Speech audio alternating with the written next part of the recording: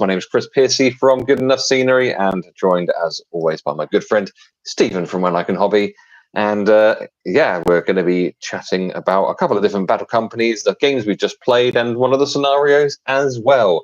But first off, Stephen, how are you? Good. I'm happy we have sunshine. As I think is the only thing I'm saying at the moment. It's a glorious weather, apart from today it was a bit wet, but fantastic weather. We got to play some games as well last week, which I was very happy about. It's been a while. I'm throwing dice in anger, so I'm feeling good. I'm feeling chipper. And how about you, Chris? How are you feeling? Sorry, you broke up then. I assume you asked how I was. Yes, Yes, I am. I'm ticking over. I very much enjoyed eating pizza and rolling dice, and just loving the fiefdoms, and they are. You're not. I mean. I think it was one of those games. Let's be honest, it was the dice where we get. So our first game was the Wolves Attack, which was fine. That was just a good game. I find that scenario is when you've got strong battle companies, it becomes a little bit one-sided. It was too easy, but it's a good experience. But it's a good experience romp, which I needed. I desperately needed. Yeah. So I got a load of guys. I ended up, I think, after our last two games, I ended up with 3 people on Path of the Hero, which was just much needed. The Wolves Attack. Yeah, it was. I think the Wolves Attack is an interesting scenario to play with weaker battle companies. It was an experience. Money grab it was, and it worked. It was great. Yeah. And then we went to defend the gate, which you won. And I can't get upset. The dice were just not on my side. That was it. There was nothing else. I literally had 3 berserkers, my 2 sergeants, my leader, and 1 extra scout all together in one group in the unit. And it's just against a couple of horses, and I got destroyed. Yeah, there was one bit of I don't know if you want to call it bad luck or whatever, but where I was in a position where my leader could charge one of the berserkers on his horse, and once that guy, he got decimated, and then I was able to kind of swarm a little bit, but your dice rolls were not great, and my fiefdom's sergeant fall on the fat on his horse. He's on Path of the Warrior, and he's got heroic presence, which means that on a 4+ he gets a free heroic combat every single turn, and I think he got it 4 or 5 turns in a row. And not only that, it was a position where he was able to kill one person and then charge into another one. So I think he might have ended up with 8 wounds, which is just disgusting. Really, it really was. But the dice were not friendly to you. But it was no. It was, and to be honest, the other thing is that you were 45 points behind in that second game, which is that's the equivalent of 3 berserkers. So I know that's a lot. Very much behind. Yeah, so I'm just going to let you know, Chris. I'm just going to let you know quickly. My Audacity has just crashed, so that's why I'm talking too much. But keep going. We can all up again at the moment. We can always just strip the audio from the YouTube if we have to. I think I'm back again now. So you're back again. So there might be some silence at some point. You're 45 points behind, which is like the equivalent of 3 berserkers. So that's a lot to be behind by. It was, but I think also on the flip of it was one of those ones where I think I scored 2 kills, and that was it. And on a whole, I should have got a few more in there. There should have been more going on. Again, it was, to be absolutely honest, halfway through, I was just like, my dice is not rolling. Even changed inch dice for whatever that's worth, because obviously that makes a Obviously. difference. But yeah, I was just rolling ones and twos. But then on my upgrades at the end, I was getting the fives and sixes. So and everything else was going hunky dory. Later on, it was. Yeah, it kind of balanced out, but it's not in the short enough period of time for the game to make a difference. But you did make one massive mistake, if you remember, though. Oh yeah, I did. That was I gave my guy was it grog? Oh, what's it called? Urukai grog. Urukai grog, where I can re-roll one attack for one to wound, wasn't it? Or one? No, one dual roll dice for every model on every turn. And you said, I'm going to use this. I was like, okay. And then we both completely forgot that you'd said you were going to use it. So all those dice rolls. Until I had... It could have been completely different. It could have been completely different, but it wasn't. But yes, when you use it in the next game, which I presume you'll use it in, we'll put some sort of marker down on the table so that you don't forget that, because yeah, it's But I think also, I'm not being funny, I kind of went in a little bit cocksure. I thought, like, you know what, I split my battle company into two. I also gained 2 crossbows as well. We got 2 guys with crossbows, so put them in good spots, right in range. And even that was one of the wounds I got straight off the bat. I was like, you know what, this is going well, and I got cocky about it. And also the scenery, how we set up by chance was, I thought, that's in my favour. I can keep out your archers, and then I can get into combat. And yeah, then I completely forgot, as I just got annihilated. Yeah, it was not a good game from your perspective, but you know, we had fun, and that's the important thing, right? So yeah, at least someone did. Forlong the Fat had a great time. So yeah, he was living his best life. Is he up to fight 7 now or something? Is he? He is. So he's fight 6, but he's got the company hero upgrade, which means if he charges, then he's fight 7. So yeah, he's not getting. I mean, if he charges, then he's beating anyone on your side. So yeah. So, but he has only got 1 attack, but he is on a horse, so that would be 2 attacks if he charges. So fight 7, 2 attacks, and then he's got some disgusting upgrades now. So he's nasty to face, nasty. Oh, I'm not looking forward to it, but yeah. Right, should we talk about the today's scenario we're going to discuss?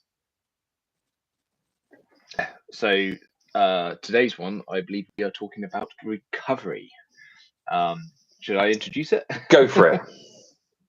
Oh wow, I can't do Sean Bean. No, a relic of a bygone age has awoken, drawing all manner of armies and creatures to its power. The leaders of 2 rival battle companies desire it, either to progress their own standing or to fulfill the task they have been set to reclaim it by their lord, or commander. No matter the cost, both must claim it. So the layout is we got 2 board edges.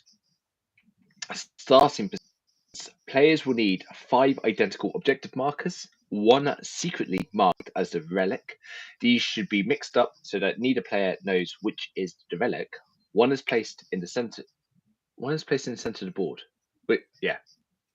Oh, one relic is placed in the center of the board. Both players roll a d6, then alternate placing the remaining objectives, starting with the player with the highest scoring roll. No objective can be placed within 12 inch of either player's board edge, within 6 inch of the edge of the battlefield, or within 8 inches of each other. Both players roll a d6, with the highest scoring player choosing their table edge. All models will walk onto the board from their table edge during their first move phase. So yeah, it's I don't think the actual picture of it shows it too well. It shows them all in their line, doesn't it? But you can place them anywhere on the board, can't you? Yeah, I mean, within the measurement things, it's just described. So yeah, it's a nice scenario, this one. We played it early on, which is good. So yeah, your company goes off, goes along, they try and find this relic. If he finds if you turn over one of the, kind of use little markers. But if you turn one over and it's not the relic, then you just discard it. Or if it is the relic, then you then have to get it off the opponent's board edge. It's a heavy object, which means that if a single model is carrying it, then they can only move half distance. Or if there's two models in like base contact with it, then they can go full distance, which kind of makes things interesting. Yeah, and there's a special rule with this. Glories to be had. The model that moves the relic off the board will be richly rewarded. If this is a warrior, it will count as rolling a hero in the making after the game. If this is a hero, they will receive a free roll on the experience table, in addition to any other experience bonuses. If two models simultaneously carry the relic off the board, choose one of them to get the benefits. So, yeah, what's your... Do you remember playing this one? Briefly, it was right at the beginning of this campaign that we have. I actually wouldn't mind playing this one again because, again, sort of, more interesting things. I like it. This one again adds a bit of flavor because you don't know where the relic is. You can place the stuff all around the board. This was the one. I know this one. This was the one where it was in the we put it in the tower in the middle. It ended up being and my Urukais had it and they were going across, but just got slaughtered again.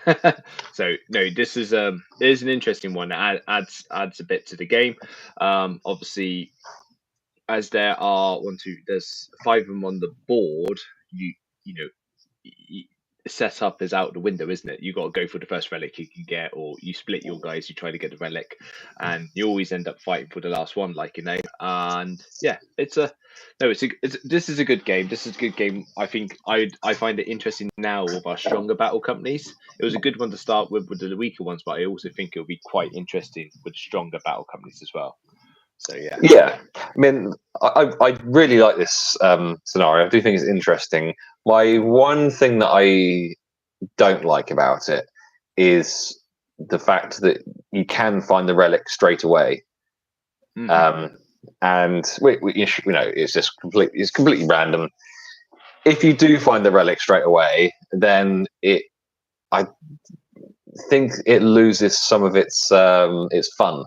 Because if you've got if you first turn, and I've had this happen. First turn, you move to one of the objective things, you turn it over, all of a sudden it's the relic, and then you're like, okay, well that's the relic there. It's like, okay, well everyone's just going to swarm to that area. Or some people are going to swarm there, some people are going to okay, well which ways are there for you to get to the other side of the board?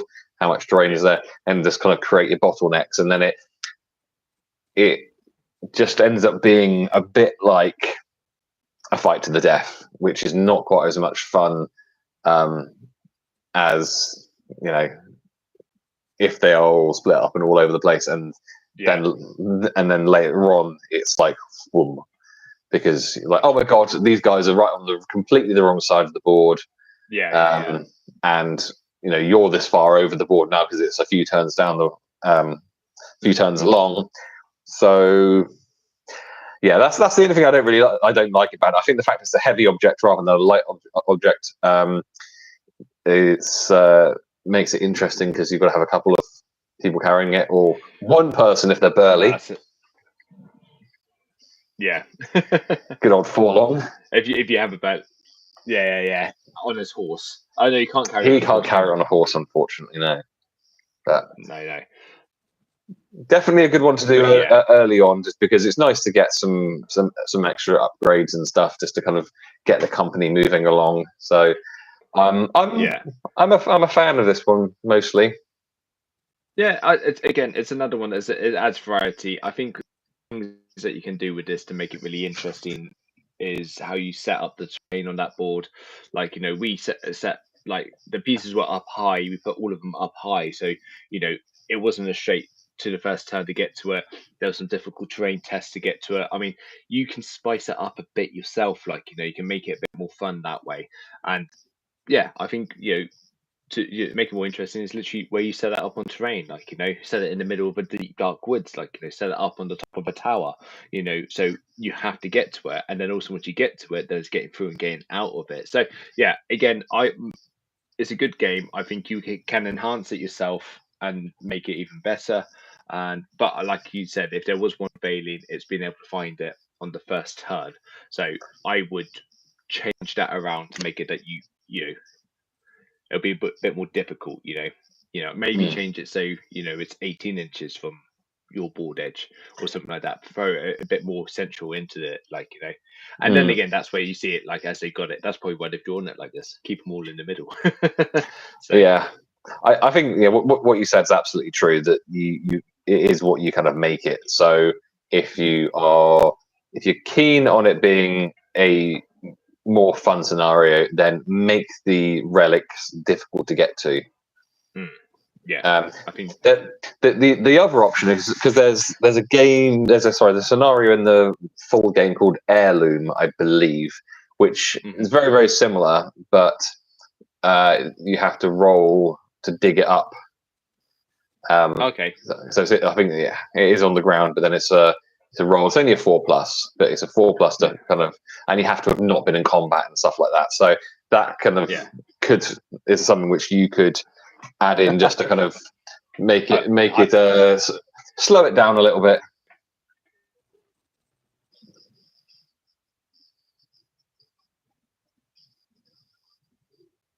Just fighting over, just trying to get someone who's not in combat to get up, it's just going to be a fighting. I think that would be quite fun if that would. I think we should add that. Yeah, well, I'm happy to play that one again next time we have a game. But yeah. So I would say this is one of my more. I think because of the upgrades, because of the variety and stuff, it's one of my more favorite ones. So I'm going to give this an 8 out of 10. I like it. Yeah, no, I was going 7.5, 8. No, I'll go 8 out of 10. I'll join you on the 8s there. It's a solid one. It is. So, nice, safe 8. Nice, safe 8. Yeah. I want to know what your 10 is. I think you know what my 10 is. I think you know what my favorite scenario is, don't you? Maybe you don't. No, I don't. Okay, well, so keep listening to find. You have to keep listening to find out, won't you? Keep listening to find out. I got to find out what my favorite scenario is, and then I'll be like, I get beat at it. You've already have been beaten at it. I always get beaten. When do I win? you've won a couple of games. I know. I need to get these Iron Hill dwarves sorted. I need them painted, and I get them on the battlefield. Yeah, you can have your Iron Hills dwarves, and I'll have my Moria, and then you can absolutely decimate me. Then I'll get 15 influence points, and I'll get a cave troll, and then I'll throw a goat, and that's all I care about. Just throwing one goat into another goat. Don't care if it's last game campaign. Then yeah, don't care. As long as I get to do that, I'm going to be delighted. No, I'll probably line it up all perfectly and then fluff my dice rolls and not get to do anything. So I'll give you my dice I had last week. Best please don't. So that moves us on to our good company of the week, which is the Defenders of Helm's Deep. So this is the face of regret. You bastard. It's the face of regret of a man who knows that he shouldn't have agreed to something, but then he kind of enjoys it, but then he kind of recognizes he's not actually that good. But anyway, here we go. You bastard. The assault on the Westford. Well, I say the Westford, you bastard. The assault on the West. The assault upon the Westford has forced the people of Rohan to flee to the sanctuary of Helm's Deep. The attack on their lands having highlighted their need for greater protection and taller walls. Having journeyed across Rohan and survived the ambush of the wolves of Isengard, the Rohirrim have reached Helm's Deep and begin to prepare for the inevitable battle against the armies of the White Wizard, the bastard. As the legions of Saruman's fighting Uruk-hai come into view, the heavens open, and begin a downpour upon the fortress of Helm's Deep. Theoden stands atop the Hornburg with his trusted guard, ready to command his forces in the coming battle. Upon the deeping wall, ranks of men and elves stand side by side with one another, honouring the allegiance that stood between Elendil and Gil-galad over 3,000 years ago. You bastard. Yeah, you bastard. There you go. So, the starting battle company for the defenders of Helm's Deep is 1 warrior of Rohan with shield, 1 warrior of Rohan with bow, 2 warriors of Rohan with throwing spear and shield, 1 Galadrim warrior, and 1 Galadrim warrior with elf bow. Correct. There we go. I was going to say something else, but then my brain just completely forgot how to do words and stuff. So the reinforcement rolls, fairly simple on this one. So it's only 3 influence points in order to do a roll. So 1 will get you nothing. 2 or 3 will give you a warrior of Rohan with choice of war gear. A 4 or 5 will give you a Helminga with choice of war gear. And 6 will give you a Galadrim warrior with choice of war gear. So the company hero upgrade is called One Final Blow. A resolute warrior, this defender will not go down without a fight. If this hero is slain, they may immediately make 1 strike on each enemy model that was engaged with them using their base strength, which I believe is Haldir's special rule in the full game. And do you want to do the advancements and the other company special rule? So the advancements, there is only 1 for this one. That is a warrior of Rohan becomes a Helminga. I'm sorry, yeah. Helminga! It's Helminga. What, Helminga? Helminga with equivalent war gear. So that's the only advancement.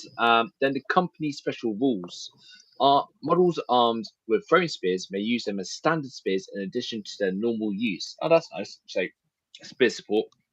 However, if a model uses the spear as a throwing spear in the turn, they cannot use it as a standard spear in the same turn. Makes sense. Yeah. No, you can't use that spears. No, you can't use that because you just threw it. So yeah. Yeah. So anything else? So yeah, the stat lines they're pretty simple. There's only two really, 2.5. So a Rohan warrior comes with armor, sword, or axe, and you get options of shield, spear, or throwing spears. Movement 6, fight 3 with a 4+ for shooting, strength 3, defense 4, 1 attack, 1 wound, and courage 3. And then the Galadrim warrior is heavy armor, elven made hand and a half sword. Woodland creature is the special rule. An infantry model with the special rule may move through woods and forests that are classified as difficult terrain as if they are open ground. Note that this doesn't mean they can automatically climb terrain in those areas, nor move through tree trunks or jump falling obstacles. So just run through the woods. They come. So the war gear is elf bow, shield, and spear. As well, the options will go options, and their stats are 6, fight 5, 3+. So really nice there. Strength 3, defense 5, courage 5. These filthy elves. So yeah. So yeah, the only upgrade thing is the thing not mentioned there is the Helminga, which is exactly the same as a warrior of Rohan, except Helmingas are strength 4 rather than strength 3.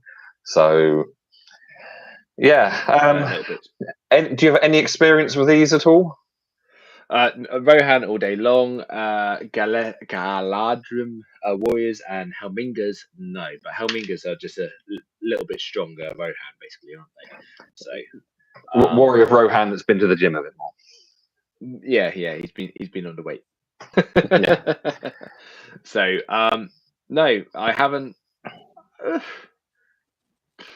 What's your thoughts? I mean, having some elves in there makes it a bit interesting. But there's no horses here.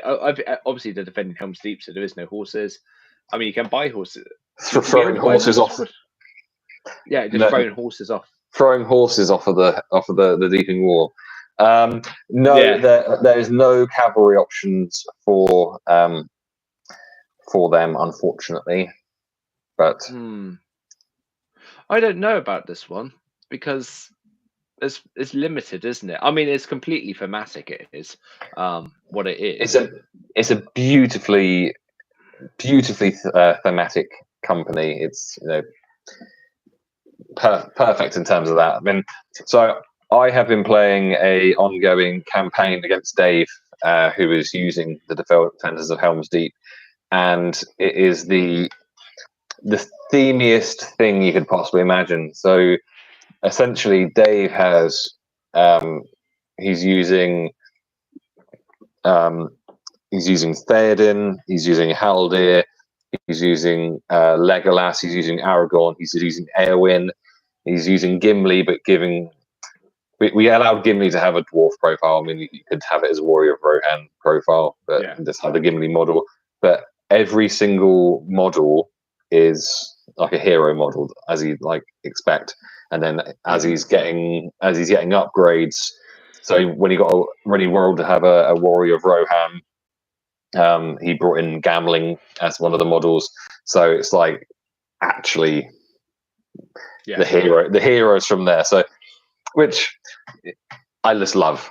So it's a really lovely themey company. And in terms of facing them, I mean, it's always tricky with elves because I mean, particularly once they start getting a couple of upgrades as well. But fight 5 and 3+ shooting is just really, really good.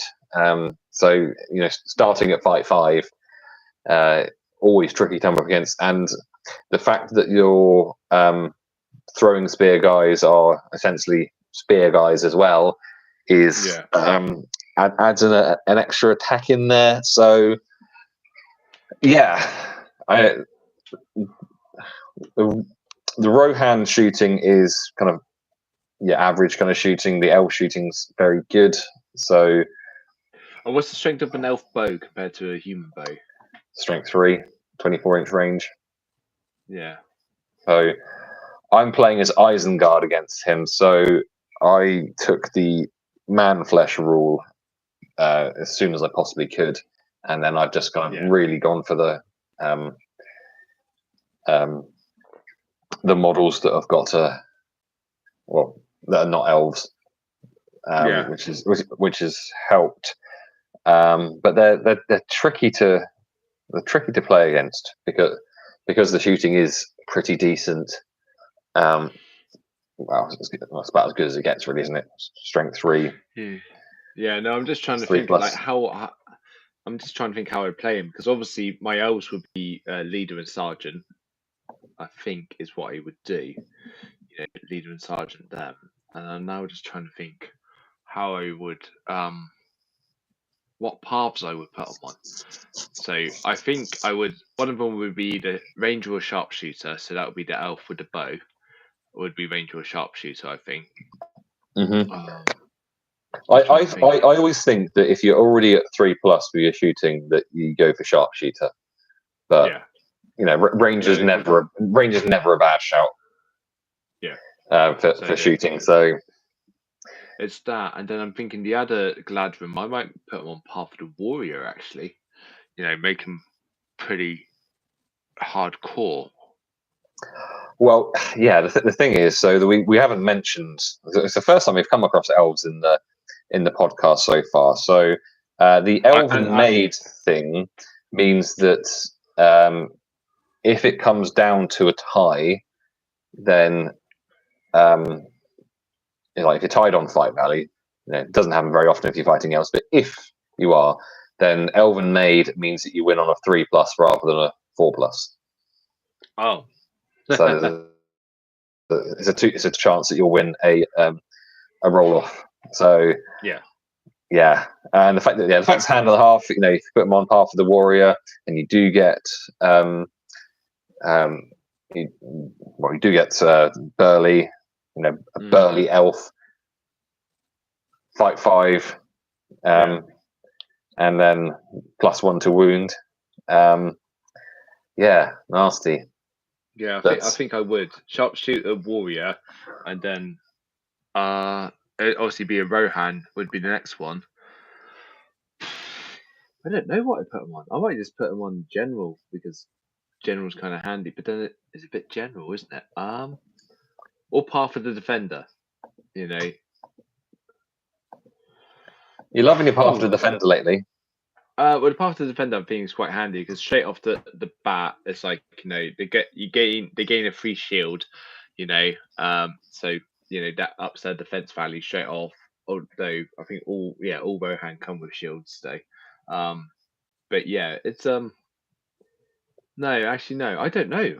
What would you do? I'm actually a bit of a loss because you lose certain ones like Knight doesn't count. I don't know. Would you go down Sorcerer route or? Did you play with that? I think that given that, I don't know, because I quite like the idea of having a Haldir model, because he dies at Helm's Deep, doesn't he? Yeah. Of having him on Path of the Martyr, but yeah. The only issue with that is that the death blow on there is on a 9, and that is the company specific rule. So it's the sort of thing where I'm like, well, I can get this, I can choose this at any point. Do I really want to waste my 9 roll on it? But then I think that having I'm going to go for Haldir on Path of the Martyr, and he would be the one without a bow, even though the Haldir model tends to be the one with a bow. But there are 2 models, and then the other Galadrim warrior with bow would be on Path of the Sharpshooter, and then probably just a very basic, like I might. I mean, why not have a Gandalf? Why not have a Gandalf there?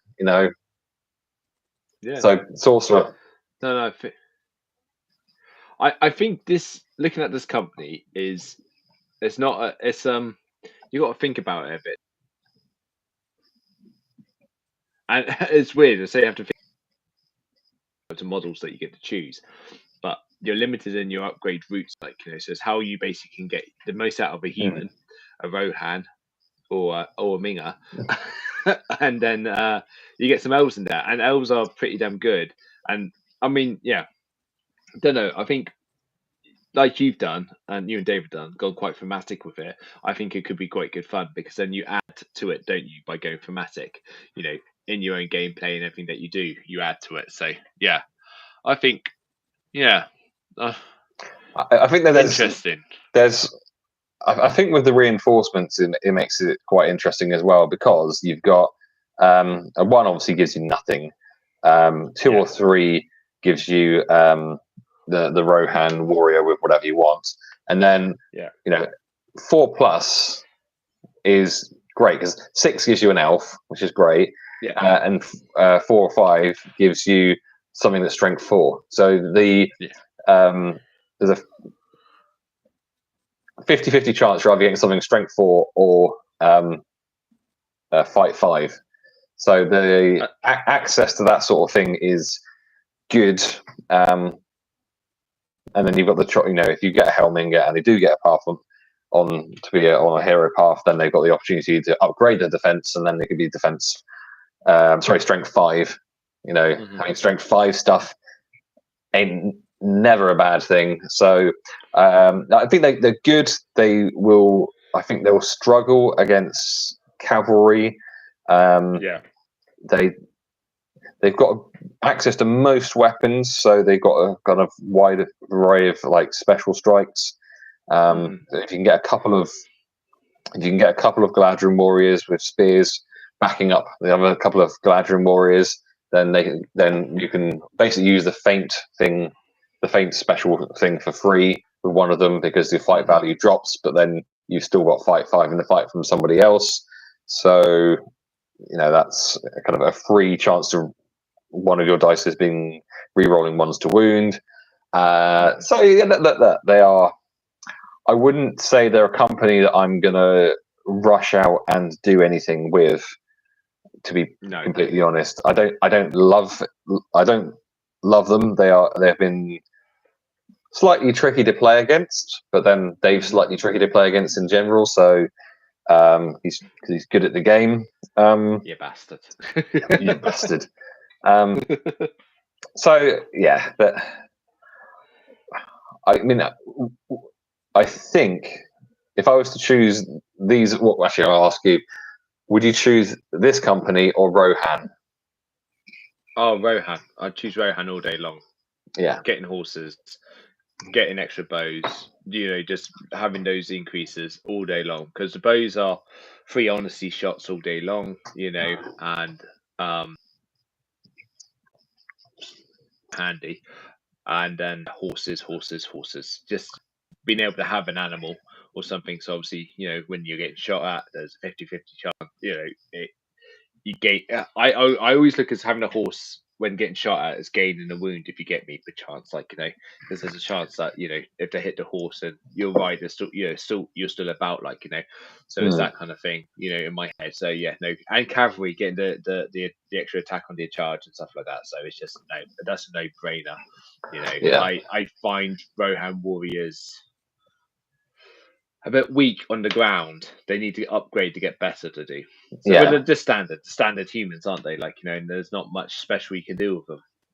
So yeah, I think all very true. And the thing is that you can also, and this is quite tasty, you could give your elf heroes throwing spears, so they'd be able to charge. They wouldn't normally have throwing spears, obviously.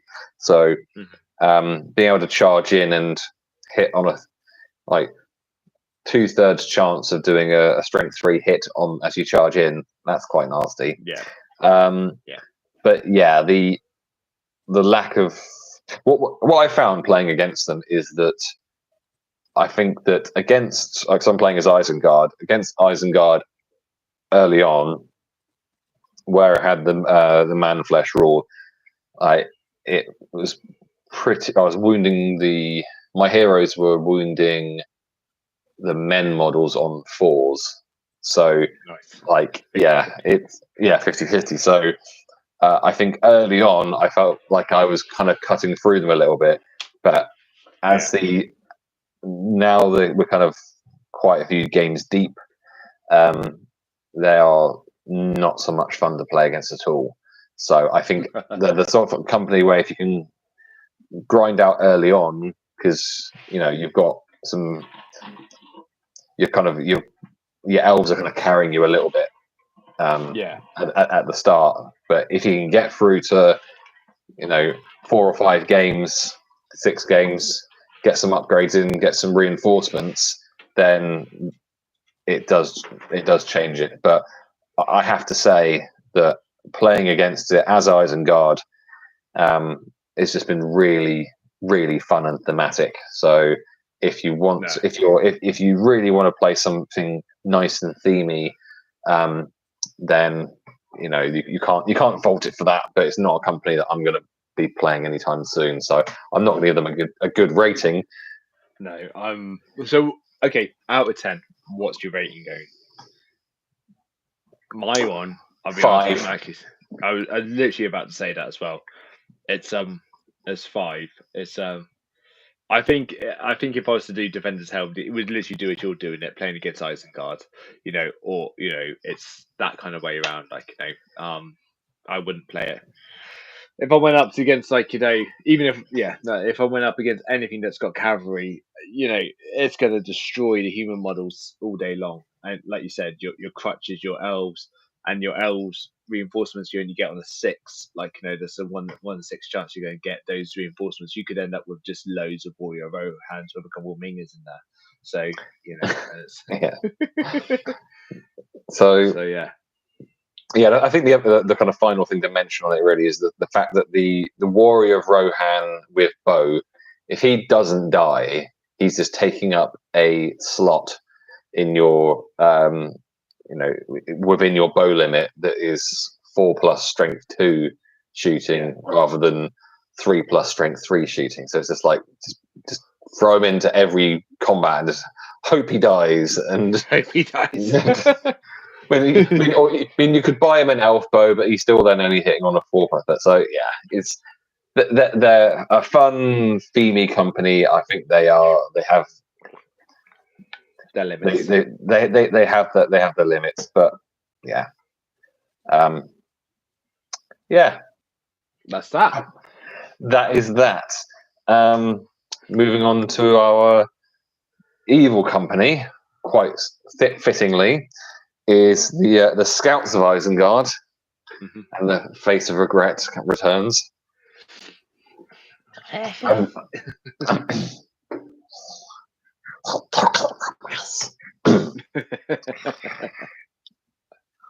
I've been trying to work out how to do the bit where he's like playing with the water and the fish. Yeah, I've been trying to work out how to do that without sounding like a completely insane person. Like,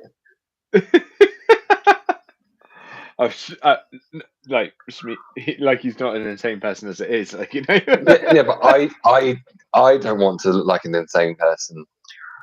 But was nice. that kind of thing. Yeah. Mental person. No, I think it's absolutely day to day. Yeah, pretty much. Helm tracked Frodo and his companions to Emerald. Saruman's scouting Urkel have managed to engage and break the Fellowship presence. Their mission to capture the halflings has resulted in Merrill and Pippin being carried away, and the valiant Boromir falling to the Uruk's arrows in his efforts to protect the from harm. Now the Uruk are not host to deliver their prayers to my master. These bands of orcs and Uruk are only held together by the instructions of their master. And they took the promise, my precious, and harbour great disdain for each other. The intentions of all Elm and Highbatch. I went Elmo there. This manifests itself as a power struggle with both orcs and Urks alike, trying to stir that they are the strongest by slaying the most enemies, and they fight all the harder to do so if the other is watching, and no doubt sneering nearby. Precious.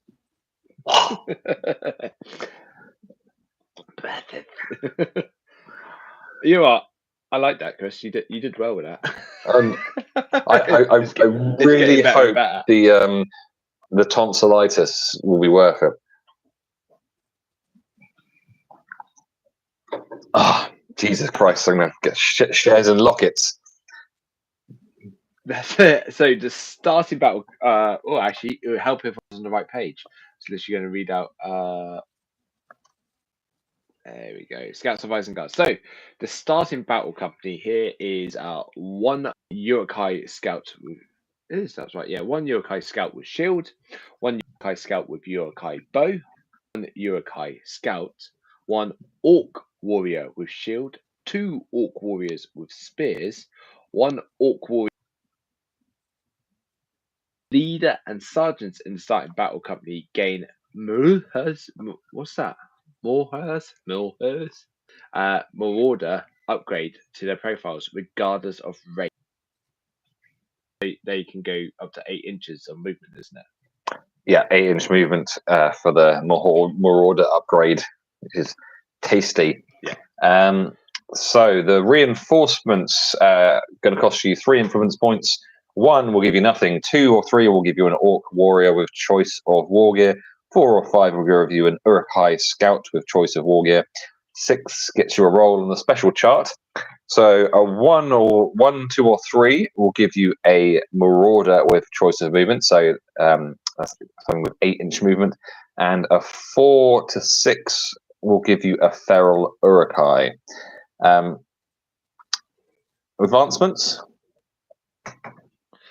So the advancements that you have is a Urukai Scout becomes a Marauder with equivalent war gear.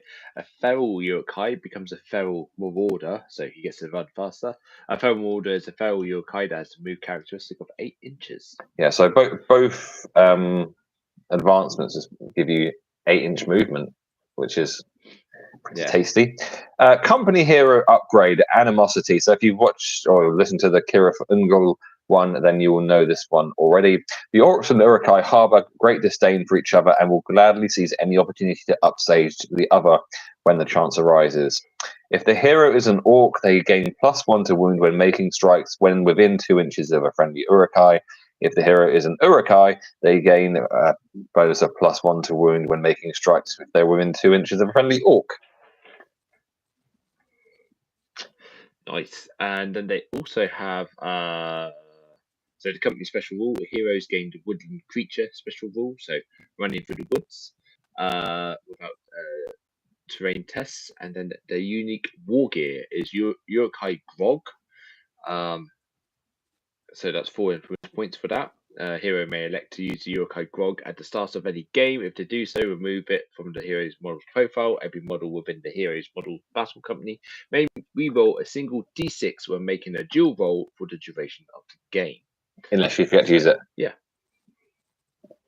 And yeah, and that's that. But say you're going to use it, never use it. No. Yes. So yeah. So you've got the so you've got Urukai Scouts. So they've got armor and sword. They can have a bow, an Urukai bow and shield. So movement 6, fight 4 for 4+ for shooting, strength 4, defense 4, 1 attack, 1 wound, and courage of 3. And then, as we said, the Marauders are the same but have an 8-inch movement. Then you have the Orc Warrior, that is armor and sword. Oh, they have the war gear options of bow, shield, spear, and 2-handed weapon. The stats are 6-inch movement, fight 3, 5+, strength 3, defense 4, attacks 1, wounds 1, and 2 courage. And you've got Feral Urukai. They are armed with 2 swords. They have the Oblivious to Pain special rule, which means that if they are wounded on a 6, they can ignore that wound. Movement of 6, fight 4 with 4+ shooting, strength 4, defense 4, 2 attacks, 1 wound, and courage of 5. And then the Marauder upgrade they can get means they go up to 8-inch movement rather than 6. So, how aware were you of this company? Not aware, and I wish I was, because I've gone for moment, which is basically Urukai Scouts, but with the animosity that you get in this with having Orcs, because literally with that kind of thing, I'd just pair every single one up, so every leader would have an opposite race running around the battlefield with them for the +1s, that kind of thing. And then the upgrades and just the Marauder to being able to go 8 inches, and the heroes are upgraded to Marauders, so literally having 3 guys running around on 8 inches at the running around on 8 inches at the start is pretty handy to have, Sorry, I'm taking it into the sewer there. But yeah, we nearly be tripping over at that length. No, I know. So yeah, but yeah, no, this is an interesting one. This here with the Orcs in there, and you're starting with 1, 2, 3, 4, 5, 6, 7 people as to start. You have a real range of weaponry going in there with 2-handed weapons. You've got spears, shields, and bows. Yeah, and yeah, it's a mix of weaponry of literally what is it there? So sword, bow. There isn't much you haven't got. I don't think you got clubs, but other than that, you got You got one of everything. You have pretty much. it's a mix of everything in there, and also with two spears to bat as well. That's something I've felt that I've needed that I've not had. So having spear support would have been dead handy to have. Yeah, and then especially if it's definitely interesting. Yeah, especially as the orc warrior with spear could be the orc that your Urukai hero was nearby.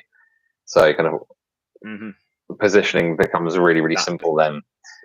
I played Dave. He's used this company against me for a number of games. That the 8-inch movement is absolutely the most tricky thing to play against and remember, because it means that he can position himself 7 inches away and I can't charge him and he can charge me. So unless I've got, it's like when you play against dwarves, like as a human or or as orcs or whatever, knowing that if you stay more than 5 inches away, they can't get to you. So it means that priority roll can make such a difference. So that 8-inch movement is really quite nasty to come up against, especially later on in the company's development, where you've had a whole bunch of people upgrade and you've got loads of models on 8-inch movement. It's obviously, it just means they can get to a lot more places than you think and do things you wouldn't expect them to be able to do. So yeah, they're a good company. Yeah, no, I like the look of them, and I wish I. Hang on a minute. You're saying that you quite like the look of a company that's got orcs in it. Like, I know. If I was if I was a keen man, I'd go back and I'd go and take the clip out of one of the previous episodes of you saying, "Oh God, these bloody orcs, they're useless." It's like, well, yeah, but But I could so basically, like, if I was to go into it, all my Urukais would be getting all the leaders and sergeants off the bat. Because and then disagree on that, but you disagree? Yeah. Oh. Well, I mean, so I'm literally looking at what paths I would be putting them all on, and I mean, apart from probably the orc warrior with the 2-handed weapon, I might put him on a different path, because having that, be it that is again warrior or no, it would be warrior, Yeah, so early, him as a sergeant on path of the warrior, like +1 to wound just by for getting your burly, and then get your animosity rule as well. You're on +2 to wound if you're next to an Urukai. That's so no. You might only be strength. If you got to strength 4, strength 4 against defense 6 would be wounding on 3s. So that's why I wouldn't. That's why I wouldn't do it all Urukai. No, I literally, as I was going through the list there, I just saw the 2-handed weapon. I was just like, no, that's a warrior all day long, So he's a sergeant warrior all day long. But then no, the other 2 would be Urukais, and then I'd spear support. I put the 2 orcs with spear support behind. As soon as I could get the animosity upgrade on them, everyone would be getting animosity as soon as possible. So yeah, I'd have a warrior, and then what else would I have? I'm just trying to think what else I would do with them there. So I would be having the Urukai, either the Urukai Scout or Urukai Scout with shield. Probably the one with shield be my leader, and I'm going to chuck him on the path of the Watchman. And that's because on a roll of a 9, you get increased movement. So that can be improved twice. So you could have your leader being an infantry model that can move 10 inches. Jesus. I mean, and the other thing is the sound the alarm, which is the +1 roll on the path of the Watchman. That gives you re-rolling ones when rolling for priority. This is the sort of company where you haven't got you haven't got any cavalry, but you have got models that can move 8 inches, and having that higher opportunity of being able to get priority when you've like positioned yourself 7 inches away. It's like, well, you've got priority. You think you're laughing. Well, I'm going to re-roll this now, and now I'm going to be able to charge into you. So, yeah, and plus I think it works quite nicely with the idea of having an attack dog, getting the fearless special rule, and kind of it's kind of all about kind of sneaking in the shadows to a degree. So, and I think my other one, I think just to be themey, I'd probably chuck it on Path of the Skirmisher. So I think there's some. Is that one of my main? Keen Sight is pretty good. I like that. Oh my god! Just like so, if you got Heroic March as well, then as well as your movement thing, you can have a model that if you called a Heroic March, you could move 13 inches as an infantry model in one turn. I mean, that's just that's Usain Bolt across the bloody board. That is like, you know, chuck in a war drum as well. Oh my god, that'd be amazing. What does a war drum do? Another 3 inches of movement. But just imagining off the board. But it's those kind of things. I think that 8-inch movement just from the off on 3, that makes certain things like even like the when you've got like heavy items to move across the board and stuff, like, you know. But if things came down to a foot race, you know, if things were down to a foot race and you had 2 marauders carrying a heavy item, like, no one would catch him. You know, you'd be throwing everything at him, shooting stuff at him, and they're just out of reach all the time, like, you know, gaining ground. After 3 turns, they're full movement away from you, like, you know. So, yeah.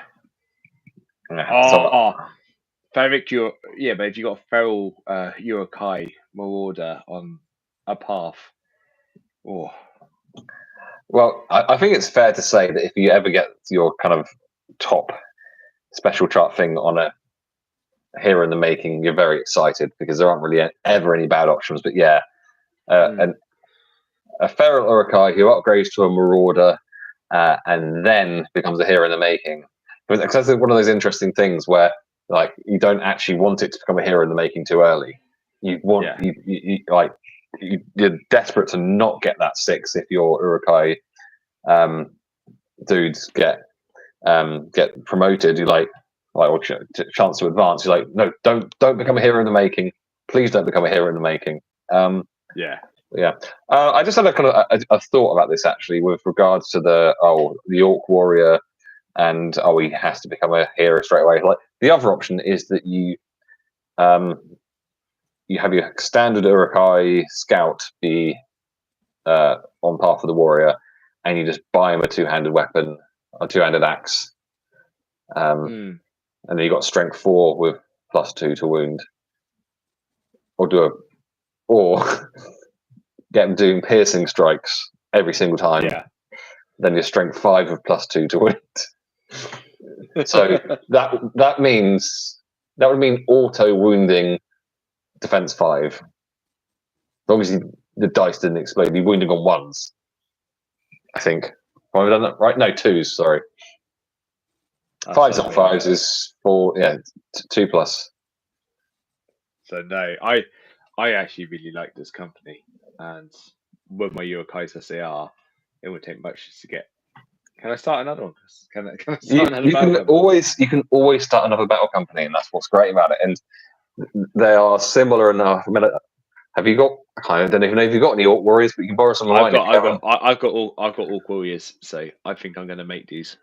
Because see, the only thing is, it's interesting, isn't it? Like, because I wanted to lean on my berserkers. I've got 3 berserkers at the moment, and they're not doing it. Like, no, don't give me that. Like Berserker Barry. Oh, to be fair, two of them I just checked now. I got it up. Berserker Chad and Berserker Barry are both Chad. on Chad. Is he like? Is he like? Is he into like California? Is he from California? Like, does Yeah, he? complete. He's just an absolute arse. So yeah, both of them are on hero paths. They've literally both gone to hero paths, and I haven't chosen their paths yet because I need. Oh, sorry, no, I did. I put both of them onto Path of the Warrior. I did.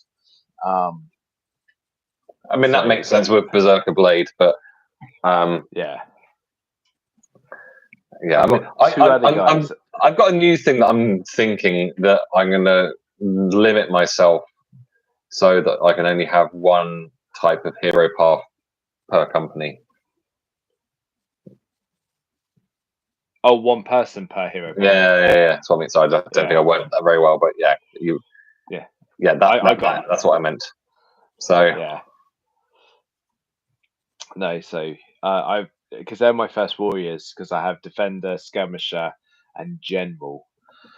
But yeah, general he hasn't actually all he's gained. This is the one thing I also find interesting about the hero paths. We're scatting over everywhere, but with the hero paths, like my general hasn't gained any general specific.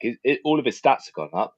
Like he's fight 6, strength 5, defense 6, 2 attacks. Like 3 might. Like he's pretty good, but no general specific things. And same defender hasn't gained anything specific with that. And then skirmisher, he got throwing mastery was all that he's got so far, and it's just stat increases, so yeah, it's one of yeah. And I think that you take the path of the general thing mainly because you want inspiring presence. I mean, I think that's one of the biggest things you're looking for when you go on path of the general. But yeah, I think that you're a bit weak against cavalry. You haven't got. I mean, the thing is, you only got 3 out of your 4 on fight 4. So your orc warriors are obviously your weakness because they're orc warriors, so they're never going to be that good. But it's not. You're kind of relying on those orc warriors to get you the animosity upgrade. The thing is, I think they are. And what's interesting though is only on you on a third on your reinforcement roll. You have a third of a chance of getting an Orc Warrior, where actually you got a 50% chance of getting Urukai. So on a 4 to 5, you get a Urukai Scout. On a 6, you get a special roll. And then on the special roll, a 1 to 3 is a Marauder, which is a Urukai Scout. And then 4 to 6 is a Feral Urukai. So, on your upgrade, your 50% chance you're going to get a Urukai. So I feel like, early sacrifices.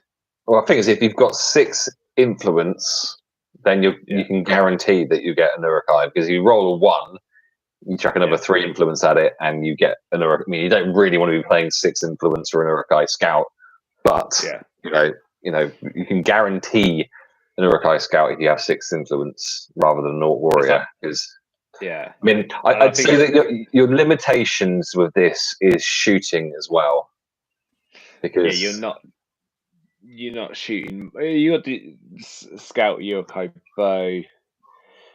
So an Urukai Scout with an Urukai bow, cool. And hits on the 4. It's strength 3 shooting. Might only be an 18-inch range, but yeah.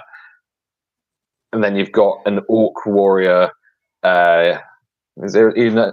There isn't. There isn't. So So you've got 1 shooting. I mean, they aren't really.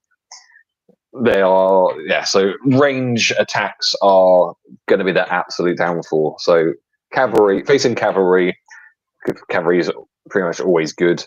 Facing cavalry and anyone that's half decent at shooting is going to be not great to face. No. But, it's never really good to face cavalry, and it's never really good to face good shooting. So no, but if you've got situations or scenarios where there's, the scenery is set up in such a way that you want to be trying to shoot someone down from somewhere or something. That's not going to be this is not going to be, those sort of scenarios are not going to be your friend. Crossing the board scenarios are going to be amazing for you. Getting to places type scenarios are going to be amazing for you. We spoke about the relic one earlier, recovery. You are, but even that, you are going to be the first there, pretty much. Killed a messenger will be an interesting one as well. Again, it's that kind of thing. You can just keep out of reach and attack and get out and stuff. So no, to be honest, now looking at this one, and dare I say it, I really like this company. And if I was to choose again what we're doing, and I probably am going to do it, I would have chosen this one over the Isengard one, because the only difference is in the Isengard you get the berserkers, which the berserkers are pretty cool, but this is just running around the board a bit more game, kind of as I put it this way, in that last one, if I had a couple of guys with 8-inch movement, just to be able to get to the gate quicker and get to those combats quicker would have made a difference. It would have changed the way the game goes, and Sure. such. So I am out of this. I'm actually saying I would rate them an 8. As high as that? I can't remember. I can't remember what I gave Isengard. I think it's a 7 to 8. It was 7.5. Basically, it's one less because of shooting and one less because of cavalry. But you start with your defense 5 with shields, so you're okay there. And then it's basically it's the animosity that makes it interesting. Having that rule, a +1 to wound, just to have an orc by you, makes it interesting. But Isengard, you can get man flesh and get +1 to wound without needing an orc. So I think overall, I can't remember what rating I gave to Isengard, but I'm going to give this company exactly the same, because I think that there are some better. The orc warriors pull it down, the shooting pulls it down, but then the ability to very easily have 8-inch movement on a lot of models that are infantry models, plus being able to put them on interesting and funky hero paths to kind of help with that. I think that makes them a very, very tasty one. So I think I might have given Isengard around about 7, so I'm going to give these about 7 as well. Yeah, I think no, I get you. I know, I like them. I think they're a bit better than Isengard. You said about the man flesh, but man flesh is only men. So obviously you come against elves, or you come against anything else. That's the it's that thing. Whereas this one is literally +1 to wound on everything. So it's I do like the look of these a lot. It's an interesting special rule, because it is super powerful, but then quite situational. And then if your orcs get wiped out, then and this is, it's a real makes it interesting when it comes to the combat phase of the combat phase of the turn, in terms of working out which fight should happen when. Because quite often it's just no one's going to get trapped, so it doesn't really matter who gets trapped or which combat happens first. Where with this, it's I need to make sure I've got the +1 to wound here, so the Urukai one has to go first, and because that orc needs to definitely be alive. No, it's that. Yeah, no, 100%. But again, it does. Yeah, I mean, obviously the Urukai's got more chance of wounding than the orc, but it still works both ways per se. So yeah, I'm going to put them on dead equal. I'm going to say with Isengard, because there's ups and downs. So yeah, I'm going to sneak them up, and I'm actually going to build a company of these because I want to try them out. and so you should, and I will. I'm not sure what I would bring against. No, I don't know. I don't know what. Try to find a. Actually, I really like fiefdoms, but I also doesn't feel right playing as a good company. I just feel like I should always play as evil company. So yeah. Anything else left to say on the Scouts of Isengard? No. Wish I saw him earlier, but yeah, no. Dude, read the rulebook. It's right here.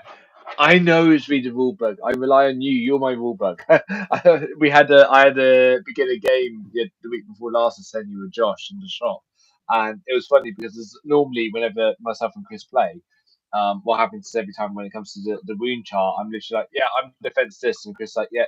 So you need force to wound, and he just knows it offhand. And I was teaching someone how to play it, and I was like, yeah, I'm going to get the rule book out to look at the wound chart because I can't remember it. My walking rule book's not here with me today.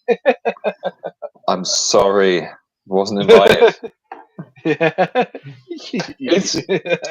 It's very simple. If the strength and defense are equal, yeah, it's a 4. Okay. So that's kind of your starting point. If the defense is 1 less than the strength, it's also a 4. Okay. After that, if the defense is 1 or 2 higher, it's a 5. Mm-hmm. If it's 3 or 4 higher, 6. Okay. Yeah. After that, it's 6-4, 6-5, 6-6. So, but like I think most of the time, I think the most common number required to wound is probably a 5. Yeah. Because pretty much is. pretty much. Apart from if you're Forlong the Fat, who was wounding on like 3s. That's disgusting. It's filthy, but you know that's what he does. So anyway, next time out, we will be doing another themey good company, with it being the Pass of the Druidan for the good company, and then the evil company is one I have a great affinity to, which is Warg Riders. So yes. So yeah, I'm looking forward to talking about them. And I'll be honest, I haven't played as Pass of the Druidan. They really don't look very good, but apparently they're not bad. No, I was just looking at them there, and I was just like a bit. You start with some horses. Oh, do you actually start the Outriders on horse? No, Outriders can get horses. Outrider is like a Rohan warrior with a lower defense and better shooting, if I remember rightly. But they can get horses, yes. Yes. So what's the Woser's warrior? It just sounds like what's his name? It's just someone with a list. Where's this warrior? So you read the books, right? Yes, a long time ago. So when Rohan, I don't know why we're talking about this now, because I'm sure we'll talk about it again. When the forces of Rohan are desperately trying to get to, oh my god, the Pelennor Fields, the only way they can get there is through going through the Pass of the Druidan, which is an area of like, I don't know if it's part of Rohan or just like adjoined to Rohan or something. That's there's a guy called Ganburigan who is in charge of these kind of wild men who live in this area, and I mean they're interesting, but a lot of hatred going on. So what's interesting about them is they. I mean, shouldn't we talk about them now? We talk about it, but in their special rules, I just looked it up now. Their stat line's not great, but they've got hatred of goblins, hatred of orcs, hatred of Uruk-hai. So that's +1 to wound any of them. Nice. Stalk unseen and woodland creature. Anyway, so they're basically Tarzan. Basically, Angry Tarzan. Angry Tarzan. But yeah, that's what they're all about. Anyway, that is for the next episode of the Good Enough Battle Companies podcast. But thank you for listening to this episode of the Good Enough Battle Companies podcast. It's been a joy having you on as ever. And sorry that you haven't read the rule book. Look, maybe read through the rule book and you go, "Oh my god, I didn't realize that Arnor were in it, and Arnor are actually really good." Yeah. Okay, I'll read. Look, you say that, I don't believe you. I won't read. I'll be honest with you. To be honest, like half of this podcast is me learning how. Wait a minute, you can shoot? What? What's this? No. What's this now? Okay, right. Thank you everyone for listening, and we'll catch you for another episode soon. Bye-bye.